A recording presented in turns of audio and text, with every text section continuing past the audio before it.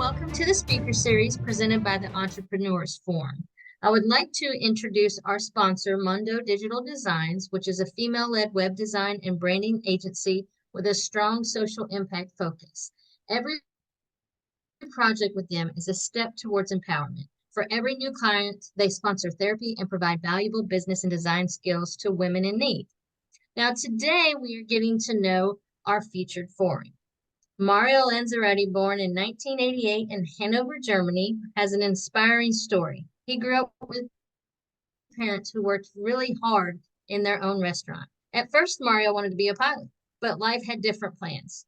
He went through plenty of tough times, feeling unsure about himself and dealing with back pain. But then he found something he truly loved. Mario learned that to be truly successful, you don't always have to work harder. Sometimes you need to find peace and happiness in what you do. Now, Mario is known all over the world as a great coach and speaker. He's talked to more than 1 million people in his TEDx talk and has helped thousands of businesses owners grow their companies while staying happy and balanced. His special program called Six Figure Zen helps people make their businesses better without getting stressed out. Welcome, Mario. Thank you so much for having me. I'm excited to be here. We are glad to have you. Now, can you share with us what it was like growing up in Hanover, Germany with your family? Well, so it was amazing to say that. And it was also quite challenging because, I'm half Italian, half German. And in Germany, I was always the Italian kid. And in Italy, I was always the German kid. So I had this feeling of not really fitting in. I didn't really feel 100% home. And my parents always provided me this examples of the typical immigrant story. My dad left his home with 16 years old, just a backpack, barely any money, and he traveled up to Germany, where eventually he met my mother. And the surprising outcome of that story is me. So I'm very grateful for that. But it was a beautiful mishmash of German values and Italian values. Like, I would say I credit a lot of my sense of completing what I said I would do, honoring my word, being very time orientated, being very diligent and detail orientated to my German side. But on the other hand, I have the Italian side, which is all about passion, which is all about, la vita bella.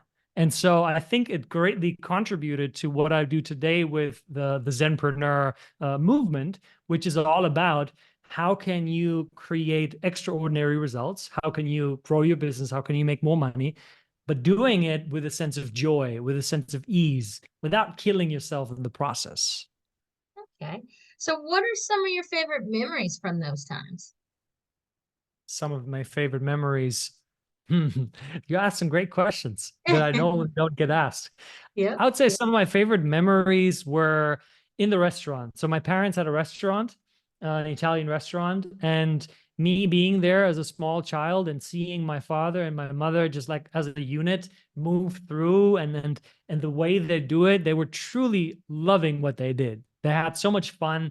There was always music playing. People were dancing while they were working, but it would sort of work. It was like a chaotic space, but there was a flow to things. And for me, that was always beautiful. I remember how I would stay late and, when the guests were gone, we would still eat together and there was music playing. It was very alive, sort of like kind of a feeling, a very family orientated and a family that is pulling towards one string.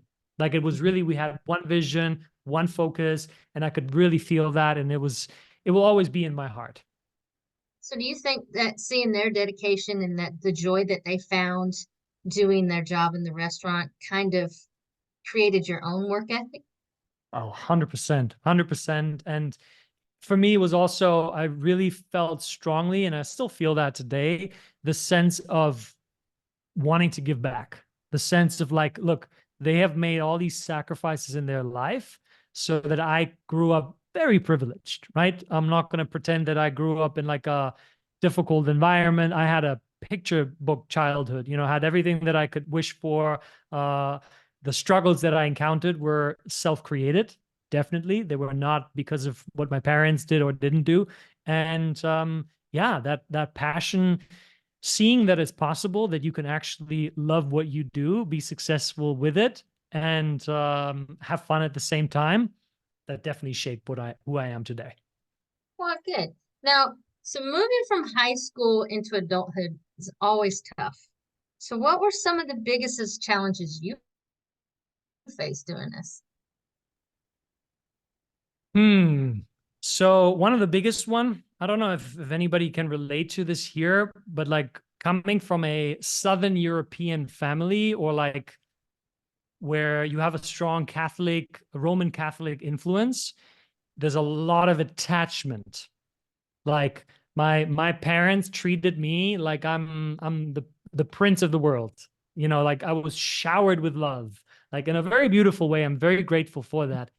The shadow side to that is it has always been extremely hard for my parents to let go, to Mhm. let me do my own thing, to grow up and become my own man. Still to this day, I got married last year. Oh, My congratulations. mother had a breakdown in front of me. She's like, "My little boy, I have to let go." I'm like, "Mom, I'm at the time 34. I'm not a little boy anymore." "Yeah, but for me, you will always be my little boy." And so for me, it was really hard to detach myself from my family and to do things on my own without having the luxury of calling up mom or dad if I ever get in trouble. That was a big one for me. And I'd say the other one was to was to find something that is uniquely me, because growing up in Germany, Germany is very structure orientated, very like doing things the way that other people are doing it. So you go to school, you you graduate from school, then you go to university, you do your bachelor's, you do your master's, then you go work. Boom, that's the Mhm. path. And I never resonated with that. I never wanted to do things the way that other people were doing it. I always wanted to find something that was different and unique. And getting to the place, like after high school, when everybody was set on what they were going to study, I had no clue. I was like, I don't know what to do. Like, and I watched the movie Catch Me If You Can, and I saw Leonardo DiCaprio playing Frank Abagnale, and I saw him living this flashy lifestyle, traveling on a plane, being a pilot, surrounded by beautiful women. I'm like, sold, life dream. This Mhm. is it. And then I went for that. And, you know, that then turned out to be a crash landing, which was a blessing in disguise. But I'd say those 2 points were for me the biggest challenges. Yeah, and I saw where you had become a pilot, and that's pretty neat. And so that you just answered what I was going to ask of what drew you to that, and what was that experience like though, being a pilot? So I want to clarify this. I was never a full-fledged pilot. I was in the pilot training academy, Mhm. Lufthansa Flight Training Academy, and I completed the first half of the training, the theoretical part of it. And I flew in the cockpit, you know, with pilots. Mhm. So I got an experience of that. It was, you know, the first day I got into the school. Do you know the dog? Like, you know that what happens to the dog that barks at every car that just goes by, and he just goes, and you know the dog is really like pretending to be the strong one. And then one of the cars stops and gets out, and the dog goes, "Oh my God, this was me. This was me." Like barking up a big game, and then going into the Lufthansa Flight Training Academy day one, where I was like, "Oh shit, this is actually Mhm. real. This is happening." Like I never thought I would actually make it. I thought I would get like to the very top of the tests because they were really hard to Mhm. make it. And then I would sort of not make it. And people are like, "Oh man, but you made it so far. That was already great." And then I got it. And I was like, "Oh my word, this is real." And that's when the struggle really started, because I knew intuitively, I knew this is not where I want to be. I'm not happy here. I don't like the environment. I don't actually want to become a pilot. It was just a dream that I thought would be nice to have, but now I reached it. And that's when this trouble started. Mhm. So you kind of switched paths, and now you started your first business venture in New York. Can you tell me a little bit about that? So after the whole Lufthansa experience was over, I studied in Berlin. I studied fashion management. So it was a business study, bachelor focus with fashion as a specialty. And then I went to New York in 2014 on an internship, on a study visa, and I had to find an internship. That was part of the arrangement. So 6 months New York, 3 months studying at Berkeley College, and 3 months internship. And I met at a trade show the founder of a custom shoe brand called All in Sundry. He just had a bunch of shoes there. I was a shoe connoisseur. I loved shoes. It's in my Italian DNA, I would say. And I spoke to him and I said to him, "Hey, look, I need an internship." And I said, but I felt really confident that day. I don't know why or whatever led me to that. But I said to him, "Would you be open to making me your co-founder if you feel that I work really hard and that we get along really well?" And he said, "That's a great deal. You got it. Show me what you can do for 3 months. If I feel that you actually prove yourself, I'll make you my co-founder." And that's what happened, right? So then became the co-founder. And then from 2014 to 2019, we built this business in New York City. And then in 2019, we exited the company. And then I went all in with my coaching and speaking. So now that's a big career change to go from fashion to coaching and speaking. So Yeah. what made you realize that that was actually your true calling? It saved my life. When I was at my darkest period at the Lufthansa Training Academy, I was depressed. I was in chronic, debilitating back pain. I was contemplating suicide. And the worst part, I did not talk to anybody because I was so afraid that they would label me a failure that I said, "I'll figure this out on my own. I'm a man. I got this. I don't need to talk about this stuff." So I told myself what I lack is motivation. I'm just too lazy. And so I went on YouTube and I typed in motivation and boom, Tony Robbins. And I'd never seen Tony Robbins in my life, nor did I know about coaching or like personal development. But I listened to whatever he was saying there for like an hour. I listened to it and it was like inside of me, it was like this click, click, click, click, click, click, click. Like the pieces were coming together. And it was this, oh my God. Like I had such a breakthrough. I like so much shifted in just 1 hour of watching that video that I swore to myself, one day I'm going to do what Tony does. One day I too will help people free themselves from the thoughts and feelings that are holding them back. And I never, ever let go of that dream. I became obsessed with personal development, with coaching and speaking. And I even said to my business partner, I said, "Look, I'll do this with you, but just know the real reason why I'm in New York is because one day I want to become a coach and a speaker. And I want to use this as my jumping board to get to that place. Are you okay with that?" And he said, "Yes." And that's why 2019, it was moving closer and closer because I had been doing it on the side for years, free, just to get exposure, training, testimonials. And then I said, now it's time to go all in. I like that. I'm one too that has kind of I thought I knew what I was doing in life, and I've done completely different. So I've just kind of been motivation is a big key for me, and just going day by day and doing what makes you feel good. That's probably if it doesn't feel right, I just can't put my whole all into it. Yeah. And if I'm passionate about it, I get more out of Yeah. it and I feel better. So that's kind of where I've been, okay, just kind of roll with these changes and Right. go with it. And you know, that's what you did as becoming a coach and a speaker. Um, so now that you knew you were on that path, well, then you got to start doing the speaking engagements. So doing a TEDx talk for over 1 million people watching, how did you even prepare for that? And were you nervous? Oh my goodness. I was so nervous. A lot of credit. So let me backtrack.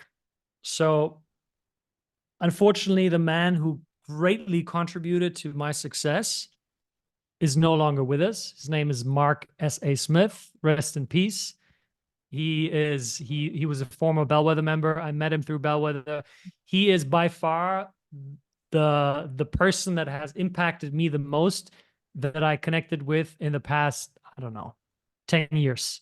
And he coached me on developing this TEDx talk. And we had a great relationship before. We had weekly calls, and we just talked about God, and we talked about inner peace, and we talked about love and consciousness. And him and I, we crafted the talk together.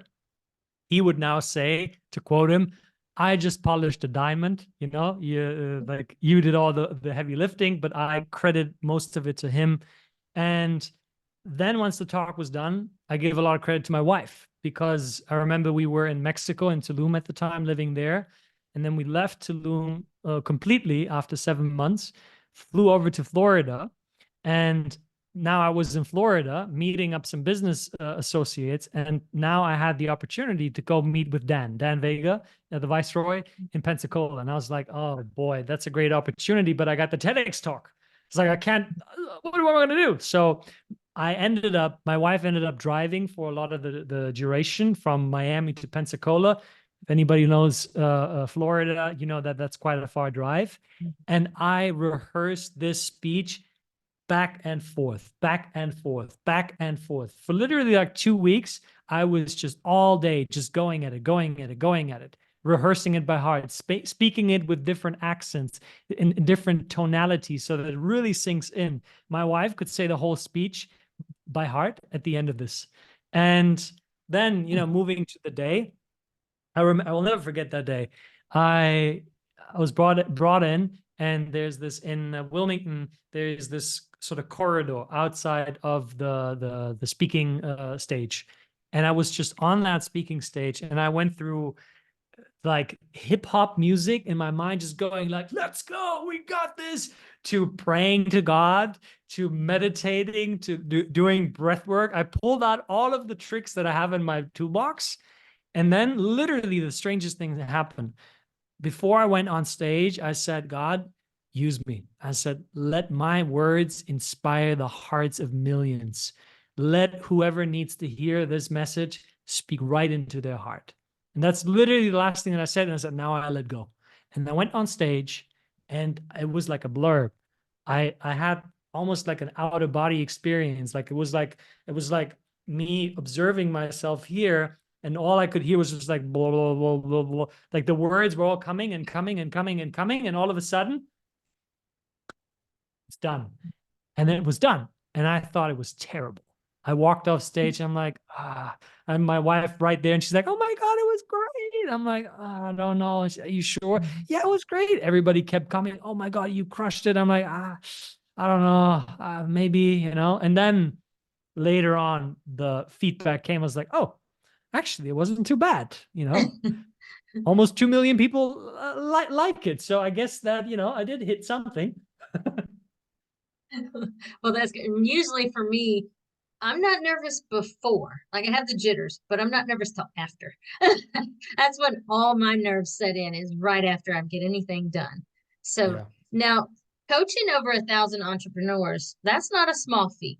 So what is one piece of advice you find yourself giving the most?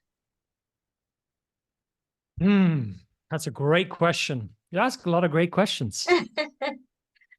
One piece of advice: never operate from a place of fear. Never make decisions from a place of fear. And a lot of people think that fear primarily lives in the mind, but it starts in the body. And that's why I often say, don't argue with your own mind. Like if you're in this anxious state, if you're worrying, oh my God, this month isn't great. Am I going to meet my targets? Am I going to be able to pay my employees? Am I making payroll? Like, what if all of that? Now, what happens if, unless you clear that, your behavior is now shaped through the lens of anxiety. So what happens to you? You become more reactive. You become more rushing in the way that you go from task to task. You miss out on stuff. Like literally, when you're in the survival state, what your brain does, it will shrink your vision. Why? Because it needs you to focus on what's right there. Like the idea is sort of like if somebody's chasing you, like a saber-toothed tiger, and you need to escape, You can't see the entire periphery of what's going on. You're focused on what's right in front of you. This happens in business. You miss out on opportunities that are right there, but you can't see them. Why? Because you're in this fear state, and you're trying to remedy the fear state by doing more. Because the fear state will tell you, as a typical entrepreneur or high achiever, you're not doing enough. You got to do more, work harder, do more. What does that do? It leads to you making even worse decisions. It leads to you being even less of a leader. So the most important thing you can do is to cut that chain. And it's super easy and simple. You simply take 3 breaths.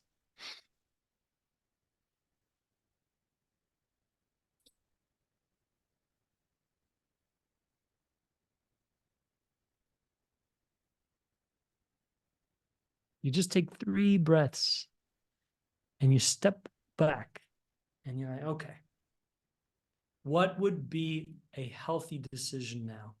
If you do that, it takes you a couple of seconds. You've now cut the whole reaction chain. You've now saved yourself mistakes, money, suffering, all of that.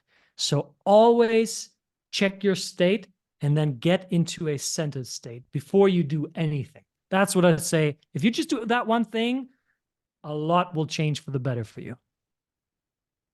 So that kind of leads into your Zenpreneur method, and that's really a fascinating method. Can you explain what this is and how it helps people?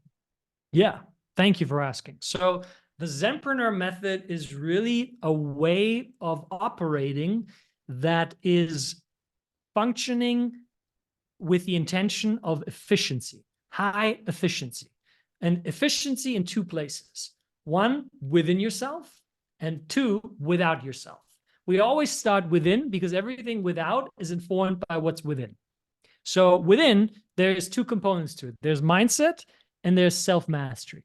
When it comes to mindset, the mindset is to help you to have peace of mind.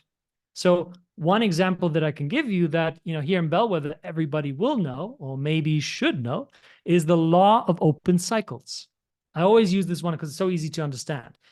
If your mind is filled with all these open cycles, meaning all the tasks that are incomplete, all of the promises you made that you didn't honor, all of the relationships that you have where there's something that needs to be addressed, but you're like, later, all of that adds tabs. Like you're on your computer browser and you get all these tabs open and you wonder why your computer is so slow. Well, guess what? The same thing happens for your mind. Your mind is overwhelmed. You cannot deal with all of that information. And you may want to believe that, oh, that's not for me because I don't really think about all these things too much. Yeah, but your subconscious mind is constantly dealing with that. Now, if that's the case, then we go to self-mastery. Self-mastery primarily deals with your emotions. If your mind is dealing with all these things, then what are you going to feel? You're going to feel that sense of restlessness in your body. You're going to feel that anxiety in your body. You're going to have shallow breath. Now, what happens internally is your body and your mind, they need to put out these fires. Let's call them fires. So your body and mind need to invest energy. You only have so much energy available. Now, within yourself, it gets distributed unevenly. So what do you have? Now you have an internal system that is not functioning at its most efficient rate. Think about it this way. You're like a Ferrari, but your Ferrari has just a hole on the side. Oh, and another hole and another hole. So it's leaking. So what does the driver need to do? It needs to, plug the holes while it's driving the car because the business needs to go forward. So you're just plugging. But what happens with that approach? Guaranteed burnout. Not only are you limited in your capacity to make quality decisions and to identify and capitalize on opportunities, but you are tired. You're exhausted. You're not present. You come home after a long day of work, and then your wife or your husband wants to talk to you, and you're like, yeah, sure. What? And then your children come, mommy, daddy. Dad, not right now. Not right now. Look what we did in school today. Yeah, show me. Really cool. You're not present. You're not there. So what does that lead to? Your relationships are suffering. If your relationships are suffering, guess what? You can't concentrate. You can't focus because now you're like, oh God, I messed up. Oh boy, I need to change that. But I also need to deal with this client. I got this investor meeting coming up. Oh my goodness. That's why mindset and self-mastery to deal with what's going on inside of you first. Then we move to the other pillars of the Zenpreneur method, which are conscious leadership and zone of genius. Let's start with zone of genius. Zone of genius, very simple, is the place where you do the things that you love the most, that you're the best at, and that have the highest return on investment for your business. Now, some people may argue with me and say, yeah, but you shouldn't necessarily do what you love the most. See, my approach is all about joy. I want to place you as the founder, as the leader in to do the things you love doing. Why? Because if you love what you do, you thrive naturally. So everything else will be impacted by that in a positive way. So we remove you from the areas that you shouldn't be focusing on. We free up your time. We free up your energy. We free up your mental capacity. That means hiring, delegating, putting standards and processes in place, setting up a culture where people are encouraged to be who they are, to thrive, to perform at a high level, but in a way that's sustainable and healthy. That's that. Then conscious leadership. A lot of conscious leadership is really being a leader who's leading in alignment with his or her values, mission, and vision, and is operating from a conscious place. See, if I'm the Zenpreneur, if I'm the sort of the OG Zenpreneur, and then you see me doing 5 things at the same time while I'm in a meeting, yawning the whole time, looking like I haven't slept in 2 days, you're going to be like, this guy is full of shit. Like, I don't believe him. And he's telling us, oh, you have to honor your well-being and, make time and space for your relationship. But he isn't doing that. Look, all he does is work. He doesn't have a life. He doesn't have a wife. He's not, it would be like a relationship coach who's been single for the past 3 years. You're like, come on, man. Like it's not matching, right? So a conscious leader is somebody who is aware of what's happening inside of them. They are leading with a purpose, and they have in mind that what we do has an impact. So it's not just about winning at all costs. Definitely not. It's about creating alignment and winning so that everybody can win. It's about creating win-wins for everybody. And I think in Bellwether, a lot of people are there, and some people, there's more room to grow. But if we bring these 4 pillars together, what you have is a thriving business that continuously scales in a way that you can maintain, and you get to do it while feeling peaceful, while feeling joyful, while feeling excited. And then, funnily enough, if you want to, but you don't have to, you can work more because you have the energy. You're not going to be exhausted, because the exhaustion doesn't come from what you do. It comes from how you do it. I like that. I like that a lot. Now, you lead your own chapter in Cape Town. Yes. So what has that experience been like, and what have you learned from it? Well, the chapter that I lead in Cape Town is called House Aurum. Aurum from Latin means gold, so the golden house, essentially. And what I've learned a lot of things. I mean, I've really honed in on the power of community to see that in a community, we're quite a tight community. We're about 10 people, and we really care for one another. And the meetings are not so much centered around learning the credo, learning the laws, but they're really centered around becoming the embodiment of that. Like being an embodiment of the credo, being an embodiment of the laws. And so we support one another as much as we can. And I see that the willingness to support for people is so high. And at the same time, also the power of how well connected we are without knowing it. We're so much more connected. And I can see that in this house and how this is shaping to become more of a tight-knit community. Also, for me as a learning experience, what I saw is that it takes more time than you think it does. Like, give yourself a lot more leeway. And, with Bellwether Central, we've been going back and forward to, to jump over the hoops, to make things happen that haven't been done before. And that process takes patience. That takes a lot of compassion also, because, things change. But for me, the most important element of it all is to always be a leader that is driven by value and service first. So I always show up there to know, okay, who do I need to connect Jennifer with? Oh, I need to connect Jennifer with Robert. Why do I need to connect them? Okay, because, Jennifer's doing this business, Robert's doing this business. I can see a way for them to make more money together and have a great time doing it. So I take a lot of care of doing that manually. And I'm aware that, as we scale, this might not work out anymore, but then I can train somebody in my methodology, in that way of thinking, to then step into that as well. Mm-hmm. Now, a lot of people look up to you for success and advice on the success and fulfillment. Who do you look up to for inspiration or guidance? Thank you for that question. So it's changed a lot over the years. I would say now, number one is God, for sure. That's my way of connecting with the divine, and I get a lot of insights from that. Mark S.A. Smith, again, I'm going to mention him again here, who passed on, was a great role model in my life. Tony Robbins still continues to be a role model in my life. Spiritual figures, Wayne Dyer. I greatly appreciate and respect Wayne Dyer. I would say also my parents in specific areas of their life. My father, for him, financial success was never important. Never. He had a great running restaurant that was like thriving.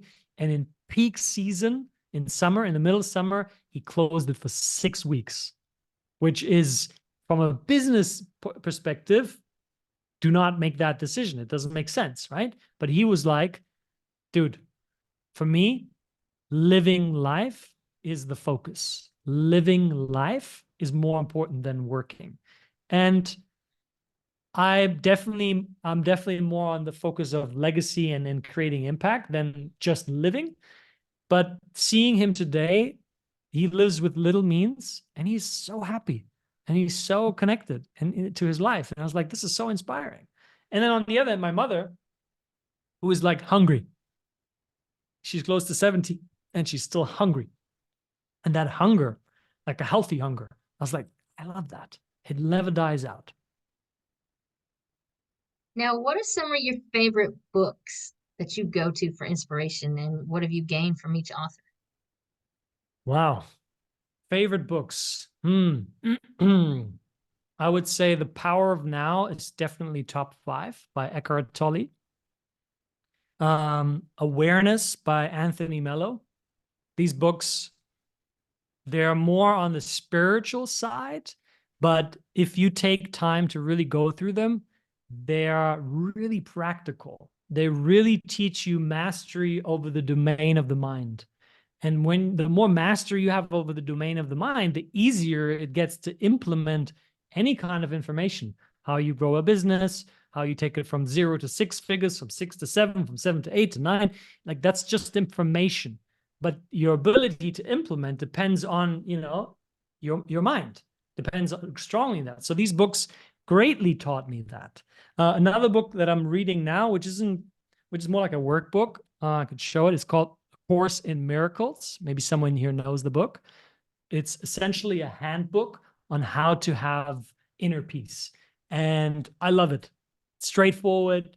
It's easy to digest. I'd say those are among my favorites. Let me think. Some other books for coaches and consultants. Great book is by Rich Litvin and Steve Chandler, The Prosperous Coach. Maybe somebody here read the book. It tells you essentially how you build a 6 to 7 figure coaching business without a website, without a social media presence. And it really hones in on the philosophy of every client, every opportunity is created within a conversation. So those books are among my favorites. All-time classic, also Tony Robbins. What's the Unleash the Power Within, or The Giant Within, something like that, or Unlimited Power, I think it's called. It's one of his first books, but still very relevant and highly applicable. So I would say yes. I'm probably forgetting 5,000 books that There's I many can't think of books. right now. Exactly. So if somebody's feeling stuck in life, they're unsure of their purpose or their direction, what advice would you give them? Yeah. So first thing that I would say is you're not really stuck. Like if you were stuck, you'd be like, you couldn't move. Like I'm stuck in like between two cars. Like I'm here. Stuck is a mindset. That's the first thing to realize, because so many people think, oh, I'm just stuck. I'm just stuck. I'm just stuck. And I would say you're exactly where you're supposed to be. Huh. If you're not stuck, but you're exactly where you're supposed to be, what changes? Your attitude towards where you are changes. You stop investing so much resistance. When that happens, you free up internal resources. You free up capacity to think creatively. As that happens, now what I would do, I always play this game with people. It's very simple. It's like, what do you want? And they say, well, I don't know. I'm stuck, right? It's like, okay, got it. I get you got stuck, right? All good, right? Let's just play a game. The game is called Let's Pretend. And in the game, we pretend that you do know, right? Some of the people here, maybe you can play this for yourself, right? And you have like an area in your life where you're like, I don't really know what I want, right? So what I do then is I get people to the place where we play this game, and let's say, okay, let's just pretend that you did know, right? What would you say if you did know? I know you don't, but let's just pretend. And then people go, huh? Oh, if I did know, okay. Well, actually, I want to move to another country. I want to start a coaching business, and I'd love to scale it to like, $10,000 to $15,000 per month. Good. And I want to work with people that work in executives in tech finance. Okay, got it. Anything else? Oh yeah, I think I'm ready for a new relationship. I said, got it. All right, cool. Thanks. Isn't that interesting how just a moment ago you told me you have no clue and now you actually have an idea? What changed? Well, here's another thing that plays into this, and that is when you tell yourself you're stuck, you're investing fear. But really, people inherently know what they want, or at least they know a couple steps, but they are too afraid to say it out loud. Because what happens when you do? The moment you express it, you got to own your desires. You got to say, you know what? I do want to move to another country. Oh, shit. Now I got to, okay. Whew, that's a lot of uncertainty and lot effort and changing. And oh, man. So I better just pretend that I don't know what I want. That's easier. And that's the fact that I see so often after having worked with well over 1,000 people. It's always that comes down to the same place. People are too afraid to own their true desires because of what the changes implemented with that. Mhm. So you talk about achieving balance, a balanced life while scaling your business. So what are some tips that you can give people to do that? Yeah. So first of all, when I talk about balance, please don't think that I mean like a 50-50 thing, or like here's a strategy that works for everybody. Balance means like you're in this balanced place. Balance means yin and yang, masculine and feminine, are balanced. You're integrated, you're aligned with your way of living your life. For some people, that still means working 60 hours a week. Why? Because they love it. I'm one of those people.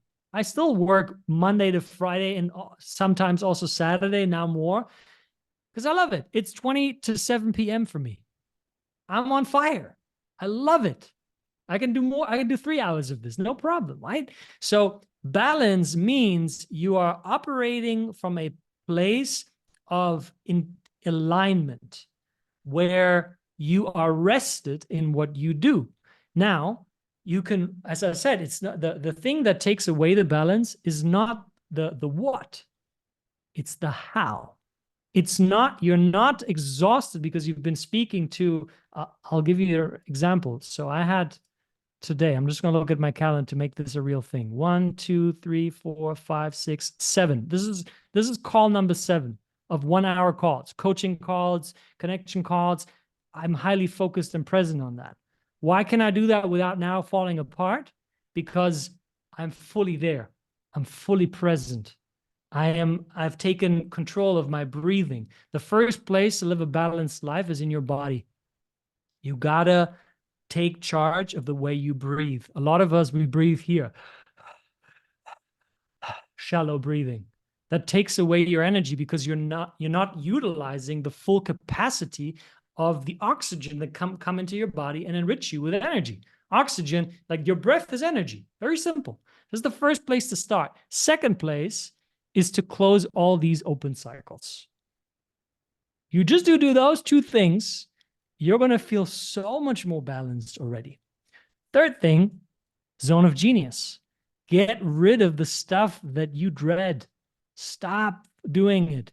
Oh yeah, but then I'm going to make less money, like maybe temporarily, but it will free up your time and you get to use those opportunities.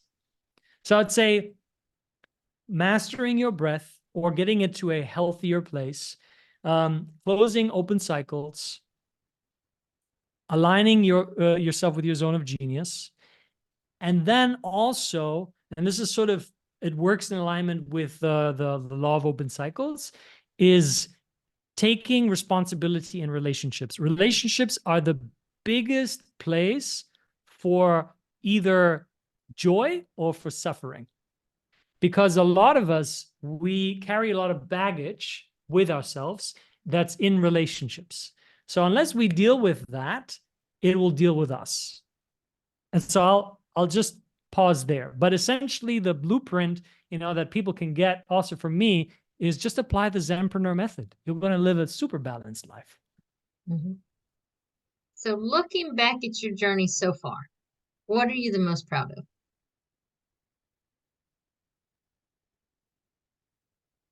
About the man that I've become, of how much more loving and peaceful I have become, and how much closer I have moved to God, how many people I have forgiven, how much I have forgiven myself.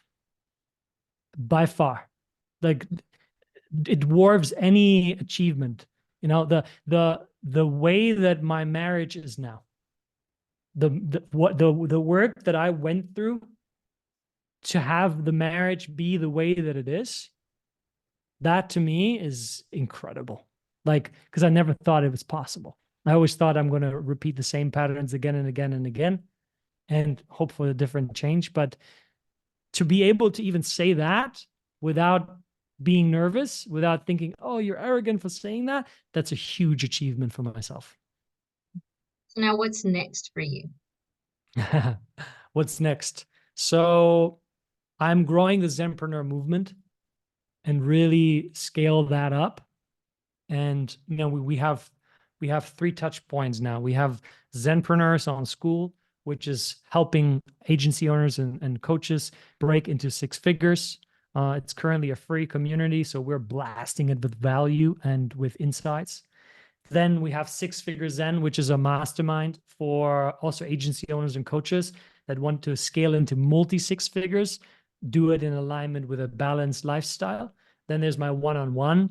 And I'm very focused on growing that movement, growing the podcast to get the message out, to show people that there's a healthier way to scale business. That for me is the number one focus right now. One of the next things I'm going to be doing is write my book. Like I want to write a book that makes a huge impact. It will not be, another business book that you've already read 5 million times, just written a different way. It will be, something along the lines of like the world of higher consciousness in business. How can how can your business be a vehicle for growth and impact? And yeah, I'd say that's my next immediate focus. And then in a few years from now, my wife and I, we're planning to have our first child. And, I want to continue building out Bellwether here in South Africa. Hopefully many of you Bellwether members from the States will eventually come over and, convince yourself of why I decided to move to this country, because it's just freaking amazing. And yeah, I'd say that's plenty. Well, that sounds like a lot, but I'm sure you'll have it all balanced like you usually do.